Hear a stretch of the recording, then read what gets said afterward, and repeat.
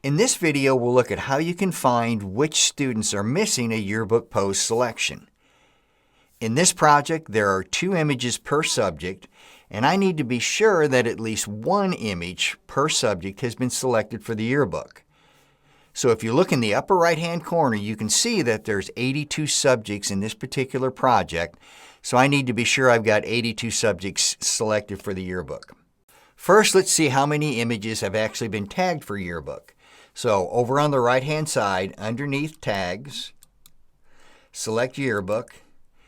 Here you can see there are only 78 subjects that have been tagged for yearbook. Remember, there's 82 subjects in this project, so I've got 4 subjects that don't have any of the images selected for yearbook.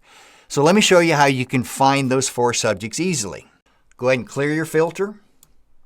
Then under the Field Name drop-down, select Subject ID.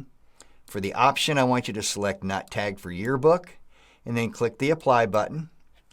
Now you can see these are your 4 subjects in the images that have not yet been tagged for yearbook.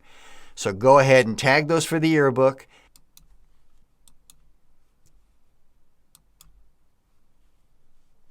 Then go ahead and run your filter again for yearbook tagged images.